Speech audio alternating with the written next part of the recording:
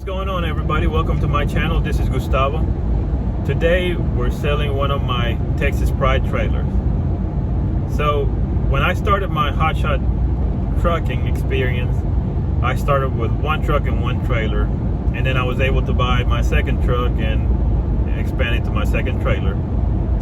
Originally, my first trailer was a Texas Pride 35 plus 5 trailer. So it was 40 feet. It was just a 35 of deck plus a 5 feet of the mega ramps, which you can still haul stuff on it if you place it properly, you strap it down or chain it properly. So when I bought my second trailer, the first trailer I bought was the Big Tex, because just like everybody, I was following Hotshot Banyan, I was following Toe Piglet, and they have and praised Big Tex for how good their trailers were. So what I didn't know at the time when I went to buy the trailer, or what I didn't pay attention to, was the clearings off the ground for the mega ramps for the Big Tex and the Texas Pride trailer. So my Texas Pride has a higher clearings off the road than the Big Tex. So whenever I drove my Big Tex trailer, I never felt the scraping on the asphalt. Sometimes on a Big Tex trailer, if you're going up just a tiny degree, you know, in an incline, like you're going up a curb or up a hill or something, sometimes you'll hear your trailer scrape on the back against the asphalt. It's not like you're tearing up your trailer, but I'm sure, like, if you hit something, if you go up a degree, if you go up a hill that has a high enough degree of incline, you might damage it. But other than that, all you're doing is really scraping the asphalt and scraping your trailer. Personally, I never liked that, because, you know, if I was paying for it, I wanted to take care of it as long as I wanted.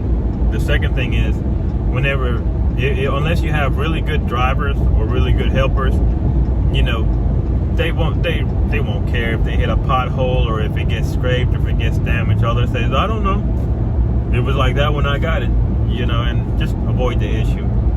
Anyway, so when I noticed a difference, you know, I noticed that I really like Texas Pride trailers a lot better than I did the Big Tex. Then the other thing is, my Big Tex always cost me more to do maintenance on it than my Texas Pride. So fast forward, when I hired my second driver, you know, I let him use my Big Tex trailer in my second truck, and we had booked a load of a water container, like a rainwater container, to go deliver it into Kentucky, right above the Tennessee line. On his way there, the driver had to go through a logger road, and he says that there was a sunken tree trunk that he did not see, which the truck drove over without any issues. But as soon as the trailer axles were going through it, it got caught in by the tree trunk, and it just tore the two axles, and it damaged the frame. I mean, it was a big mess. I had to drive out of Georgia into Kentucky, switch trailers, switch the loads over, and then limp with that damaged trailer into a Big Tex facility for it to try to get, you know, inspected for repairs. And then I notified the insurance about the damages, and they went out and said that it was a total loss. So lo and behold, now I have to buy a second trailer again. This time, though, I decided to buy a Texas Pride, just like my first trailer.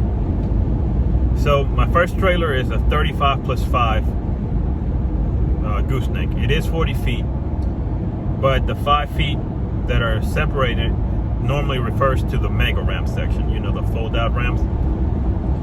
So this time around, you know, I thought I'd buy something different. So I bought a straight 40-foot trailer. And to be honest, it is my favorite trailer. I hate that I don't do Hotshot anymore. I hate that I'm not in the business, but personally, I really like the 40-foot trailer over the 35 plus 5.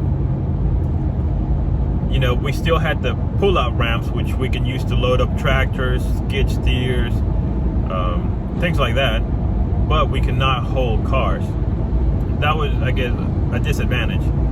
But just depending on where or on what lanes you're working, you know, you might not need the pull out the mega ramps all the time to load vehicles, or unless, you know, you have a hookup where you're hauling cars directly for them. I mean, I don't know your case, but I'm just saying in my experience, I never used the mega ramps as much to really justify getting every trailer after my first one as a 35+5. However, when I got my straight 40-foot deck, it changed my booking style completely as well, because normally I was trying to book 32, 33 feet of deck. Now I was booking like 37, 38 feet.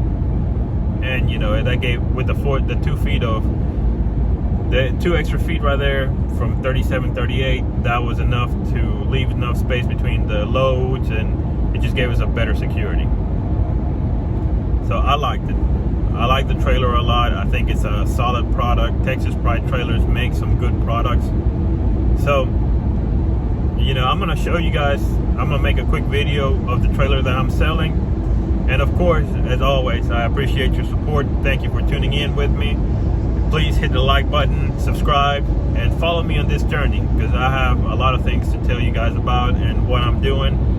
So I want to show you guys what it's like to close down a business and start anew, and what the chapters forward will bring. All right, so hang in there and let's see this. All right, guys, so here we are at the trailer. Please excuse the sun shining in my face, but it's just late in the evening. So without further ado, this is my trailer, and I'm going to show you some of the features on it and what you can expect from a 40-foot Texas Pride trailer. All right, guys, well, this is my 40-foot Texas Pride trailer. I stopped operating just around the 20th of July, and since then I parked the trailer, and I had to cut my losses and shut down the remaining insurance that I had.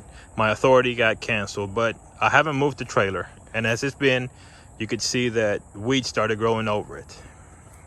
So that's why you see that there. On the wood, we coated the wood to protect it from the elements, you know, from sun, water, ice, because we were operating in the winter as well with the trailer. So it was going through Minnesota and New York and Massachusetts, and it was pretty common for us to get snowed as well on it.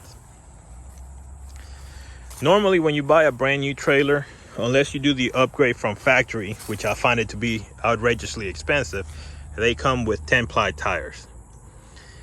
Now if you go into the Amazon and you search for these kind of tires, the Trans Eagle tires, you can buy a set of 10 16-ply tires pretty cheap for about $760. It's a set of 5, but if you do that twice, then it's $1,400 or $1,500 for 10 tires, I'm sorry. So you could have 2 to spare. Well, 1 to spare actually, because the other one has to go up there. That's where the spare goes. Anyways, so, you know, you buy the trailer, it comes with the 10-ply tires. If you have the money, you can go ahead and upgrade into 16-ply tires, which is gonna help you, especially during summer months through the heat.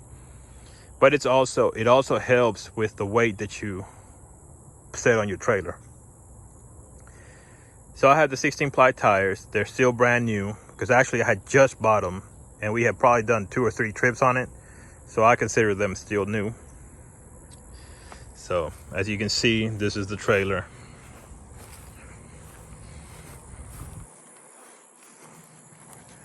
We had the pull-out ramps right there. We had to change one of the the tail light over here, because it was just damaged, so we did that ourselves. They're pretty easy to work on. As you can see, the clearance right here from the bottom of the deck of your trailer to the ground is pretty high. I think the Big Tex trailers are a little bit lower to the ground. So yeah, that's why I was saying that we couldn't haul cars on this trailer, but we can haul tractors, bobcats, skid steers, things like that.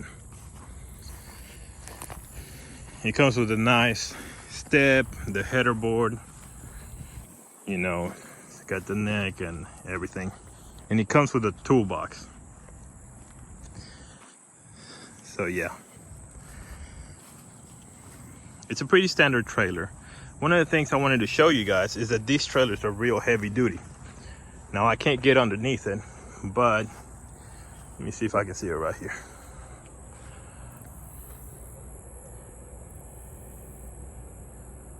let's see.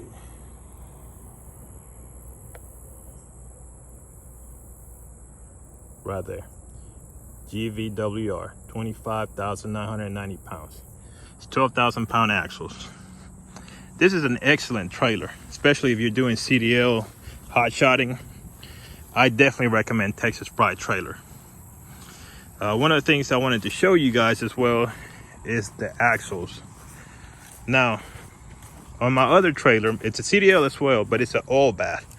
This one is actually a grease axle. So what you do, you pull the cap, you stick your finger in there, and you check the grease. Brake installation is not difficult. It's actually pretty easy. These are electronic brakes, but it is a pain in the butt. I'm not gonna lie to you guys. It is very heavy work. It took us a full day to do the whole, all the brakes on it, but we did it ourselves. And they're easy to calibrate as well, because you could get a flathead screwdriver, get underneath the trailer axles, and just set up the setting on it. And now that I'm having to part from my trailer, of course, this is not profit. It's by no means selling it. It's not, I'm not pocketing the money. I'm actually finishing out my financing costs and just other expenses that I had that I have to take care of. But, you know, let's say that this chapter taught me a lot, and as such, I'm grateful that I had the opportunity to do what I did. I learned a lot. I grew a lot as a person, as a leader. I grew a lot as a man, and you know, I just got a new sense that what's coming forward is just a better person. I think I'm a better person now than I was when I started. I think I'm more developed, and the skills that I learned through this opportunity are things that are gonna last me my whole life. You know, and you know, to the guy that's buying this, of course, I'm gonna tell him that I wish him the best, that, you know, to definitely stay grinding and keep the wheels running, because that's how you guys are gonna make money. Well guys, I'm finalizing the sale process here with my trailer. The, you know, purchaser wanted to test drive it, and we had to do a few things for it. Of course, he did his pre-trip inspection like any reasonable and professional hot shotter would do. He checked his light, he's checked his tires, he checked the tongue and chain connections, he checked the brakes, and it turns out we needed to tighten the brakes just a bit, which I went ahead and got a flathead screwdriver, got underneath the axles, because he's an older gentleman, and I tightened them up for him. But again, I told him for his, you know, peace of mind, that once he gets to his destination, to go ahead and get it serviced. Please excuse the gnats.